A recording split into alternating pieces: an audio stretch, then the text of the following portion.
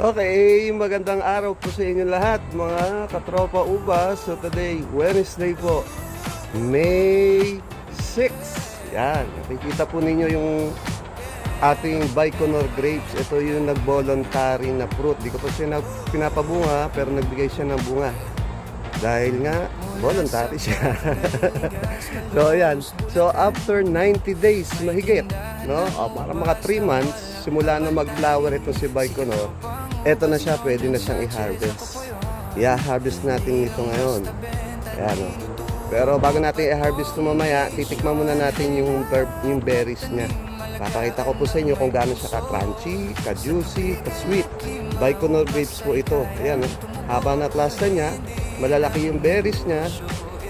Nung nahinog siya, ay yung color red. So, very common na to sa mga matagal na nag-uubas, pero itong video natin ito para doon sa mga ano pa lang, newbie sa ubas, no? Dahil ito si Baikonur. Ito yung isa sa mga high variant na best seller po natin. Yan, natin. Yan. Yan, nasa container lang po yan. Ito yung madalas kong inaano sa inyo eh. Pinopost, container lang. Green up ko lang siya. Tapos, yung kataw ba, na puno, grinaptingan ko ng Baikonur. Yan, nagbigay naman siya ng voluntary na bulaklak hanggang sa hinog na nga ngayon. Ganyan siya kadali kapabungahin si Baikonur at ganda yung ubas niya. Laki ng berries, oh. Yan. Pero siyempre, pag ito talagang rinunin ko na talaga, nagsilaguan na yan, mas marami itong ibibigay na bunga, hindi lang 4 na cluster. So, tikman natin siya, yung isang berries. Yan. Yan, oh. Ito. Pili tayo ng hinog. Okay. Ayan. Hinog niya. Ang Bataybo view. Ayan, dito. Ayan yung berries ni Baikonur. Then, napakasarap. May seeded do ito ha, pero kahit seeded siya, laki ng berries niya. Dalawa yung buto niya. Ayan. Kita po ba? Dalawa yung buto. Tapos yung laman niya, oh. Juicy, crunchy, matamis. Si Baikonur. Ayan, oh. Ang sarap. Matamis siya kasi exposed to sa araw eh. Yung ubas talaga, habang naaarawan siya, tumatamis ang bunga.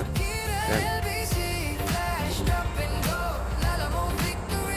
So, yun mga katropa ubas. So, mamaya magla-live po tayo. May 6, no? Ila-live po natin. Kukunin na natin tong 4 na cluster ng ubas para makain na natin. Kaya sa mga gusto magtanim mo dyan, ako marami tayong iba-ibang varieties po ng ubas. Ano? Na mas maganda, high variant pa po ang ubas ang itanim po ninyo. Medyo pricey man, pero sulit ang berries pag nagbigay ng bunga. Meron din ang mga common kung dun yung abot ng budget po ninyo sa pantanim. Pero siyempre, kapag ka-common, hindi ganito paganda po ang bunga niya. No, kapag kasi high variant, maganda bunga niya, ganito. Premium siya. So marami tayong varieties sa pananim ng ubas. So PM lang po kayo, may rooted, may cuttings.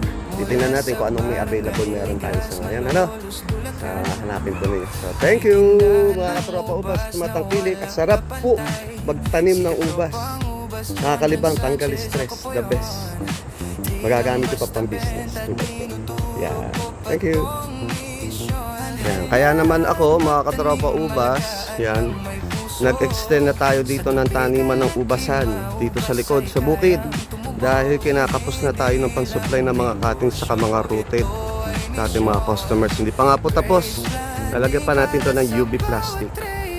Tapos naglalakihan na yung mga bagong tanim natin. So Baikonur, nasa trailis na. Hindi pa yari. Unti-unti ko lang yari, ako lang dumadali. Yan.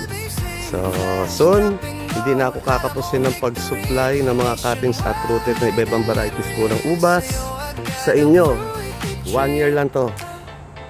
Okay na, 10 puno na ito, 100 puno, iba-ibang varieties ng ubas.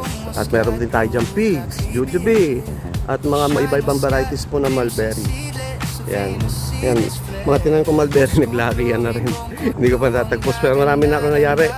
Na, yata, nalagyan na natin siya ng fence, plastic fence. Kasi may mga camping sa kapitbahay, minsan aksidenteng nakakawala.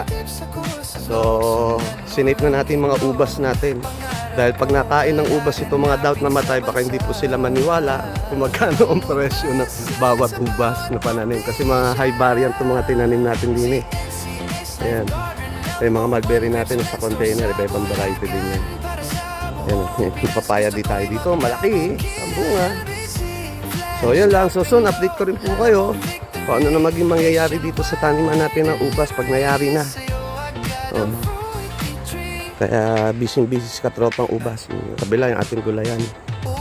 So, yun lang mga katropang ubas. So, muli, ito po si Sanchez po ng CNCS Life Garden, the Philippines #1 grapes plant store in Bulacan. Na lagi po na nagsasabi, hindi lang po basta makabenta, gusto ko rin po kayong makabuhay. Thank you. Lalag-lag, nabubuking berries.